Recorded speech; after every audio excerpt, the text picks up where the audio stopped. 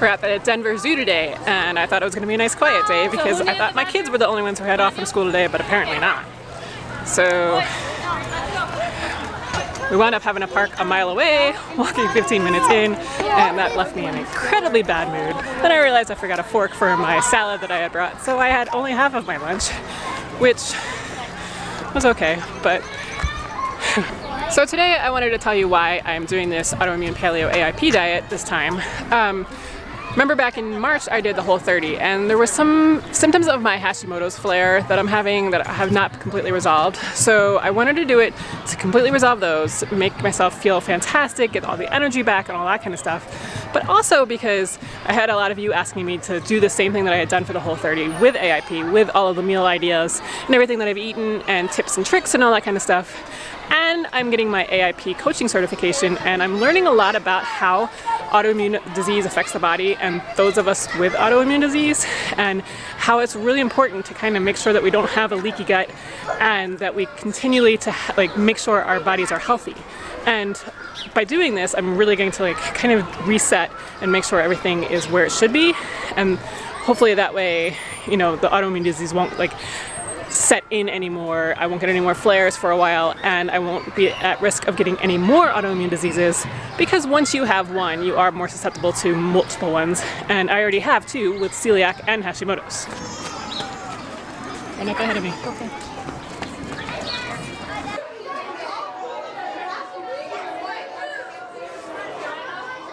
So it's day 4 of this AIP, and today I'm really kind of feeling the effects. Unlike the Whole30, I think the Whole30, when you first get on that, the blood sugar changes and everything really kind of affect you in the first few days. I had really nothing other than a slight headache the first day, more kind of tending toward migraine on the second day, because that was the day I completely cut caffeine. But it still wasn't that bad, and it went away after I had some curry with turmeric in it. And then nothing really yesterday, but today, the irritation, ooh, I don't know if it's because it's so crowded here or just because the blood sugar thing. I'll get into what I ate yesterday, which could have had an effect as well, but any number of these things, but today is definitely not my good day.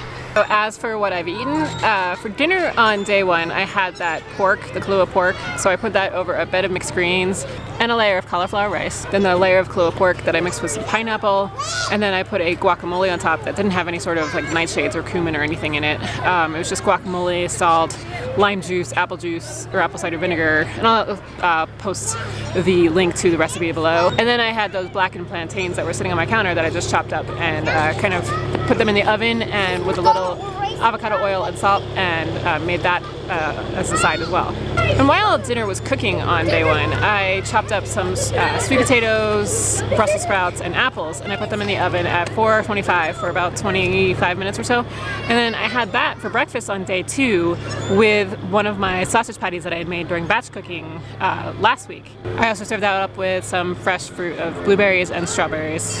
And I had a glass of kombucha as well. For lunch that day, I just had leftover of the pork. I mean, it was exactly the same thing. It was all just leftover. And for dinner, we had a curry. It was a recipe by Rachel Bryant, and it was really good. You can't put curry powder in because you're not really sure what's in the curry powder. It could be a lot of nightshades or fillers or something that just aren't compliant on AIP. So you have to make up your own kind of blend. But it worked out pretty well. It was a chicken curry, and I served that up with Domestic Man's flatbread. And while that treated me well that night, I had the same meal, the curry and the flatbread, for lunch on day 3. And after that, I had so much gas and bloating. And I think it's from that flatbread because the tapioca starch can really do that to you. Not absolutely sure, but I'm gonna take tapioca starch out in that kind of amount for a while and then see what happens. Breakfast on day 3 was the exact same thing as day 2. The same Brussels sprout, apple, sweet potato, and sausage mixture with fruit. And then dinner on day 3 was a broccoli and beef stir fry, and it was meant to be a quick meal because we had to go to my son's science fair, so we got home a little late and then had to put something together quickly. And it called for broccoli slaw, but I couldn't find that at my grocery store. But I was able to find broccoli pearls, which seemed to be kind of broken up little pellets of the broccoli stalk, which I thought was actually a really good idea because usually we throw out the broccoli stalk, and so this way you can actually use it. And so I used that instead of the slaw and had to cook it a little bit longer, but it actually tasted really good, and I highly recommend this meal because it was a good filling meal and it tasted good. And then breakfast this morning, I had the other half of that acorn squash that I had roasted on day one. And I put coconut butter, cinnamon, sea salt, a little bit of mace, and some raisins on top of that. And then I made a kale salad with olive oil, lime juice, salt, and crushed blueberries. And then 2 slices of that US Wellness sugar-free bacon. And then lunch while I was here at the zoo was a coconut wrap by Pure Wraps that I put 2 slices of turkey on, made up some more of that guacamole, put some arugula, and then a couple of carrot chips, like just, you know, they're regular raw carrots that have been like pre-chipped, and we've been using those this week for snacks for my kid, but I put them on the sandwich. So I did bring a salad of the mixed greens and the roasted beets that I had made the other day, and some orange slices. And I was really excited about that, but I forgot to bring a fork, so I wasn't able to have that. Luckily, when you go places, it's a good idea to bring emergency kind of backup food, and so I had a bag of the plantain chips, and so I ate those instead. I also have some snacks in my bag that I may or may not eat. I don't know. I have some olives and one of those fruit leather strips as well. And tonight for dinner, I think I'm going to be making these AIP kind of empanada things. Because remember, it's Friday. It's our movie picnic night. So we always do kind of kid favorites. And not really sure what we're going to do because you're supposed to have white sweet potatoes for that. But we don't actually have any white sweet potatoes. So we have to stop at the store to see if we can get those. Which my kids are so thrilled about. One thing I have to say is that it's so much easier to do this after doing Whole30 because I think I'm right in the right mindset, and because of the blood sugar stuff, it's not nearly as bad as it was.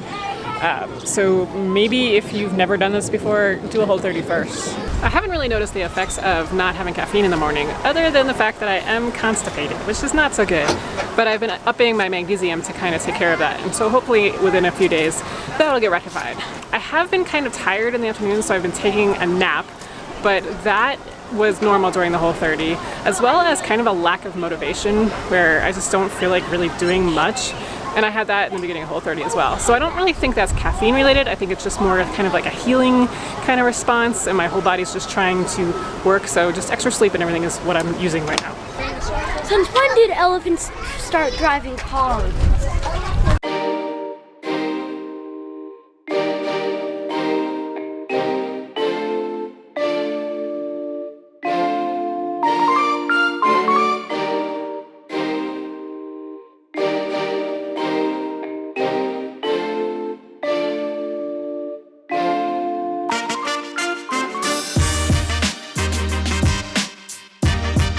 I'm home now, and I just wanted to go over remember this sheet from the Whole30? I did it again for AIP, and it's just my sheet of what my goals are and the symptoms I'm currently experiencing and the things I'm just trying to get rid of. So I'm gonna go ahead and read that to you. So my main goals for the 30 days is to completely put my Hashimoto's flare back into remission, get rid of all of the adrenal fatigue symptoms I have, eat a wide variety of meat, seafood, fruits and veggies, including organ meats, eat few treats and try to stay away from sugars as much as possible, continue good lifestyle habits of 8 to 9 hours of sleep a night, movement each day, meditation, etc. And the symptoms I'm currently experiencing, I still have some afternoon tiredness, definitely today. I'm just overall tired today. And that like sore throat that I get with my thyroid every so often, like the swollen throat or whatever it is. I still have some dry skin again, got that back after I started eating not Whole30 in April. My eyes have been really dry lately, and that used to be a bad problem with me, and that went away after I did AIP the first time, so I'm hoping that will go away again. Like, I've been doing this a lot. Kids used to make fun of me for that when I was in school. It was the worst. I also have like some soreness and achiness in my hands, like right here, and sometimes in like the joints in my fingers. Like, I'm hoping it's not like some sort of arthritis that's coming in. And also all over, because like my hamstring, I've had a hamstring pull kind of thing for weeks now, and it hasn't gone away. So I just feel like that's kind of like all over inflammation in my body that's leading to. I've had some brain fog, brittle nails are still there, hard time articulating sometimes, just not, you know, easy to say things. Sometimes I have a lack of motivation, and I discussed that earlier in this video. Some heart palpitations, not as much as I did before Whole30, but they're, you know, every couple of days I have some. I want to keep my cycles at 28 days because I did make it to 28 days last month, so that's good. I want to keep it right there and just, you know, not a heavy period or anything like that. Just, you know, keep it where it's at right now. And then also I've had gas and bloating. and that's just kind of been nonstop. So that's it. And my goals for this week are to have no sugars other than the fruit with meals until the weekend. On the weekend I might have a treat or two, who knows. Eat a wide variety of foods, sleep at 9:40 each night is the goal that I'm trying to get to, or earlier, and completely cut out caffeine, which I've done. So those are my goals and my symptoms, and we'll revisit that throughout these 30 days, and when I get done these 30 days, and if I start introductions, we'll see if that's gonna happen in 30 days or not, but I'll revisit this. So that's it for today. I will see you next week.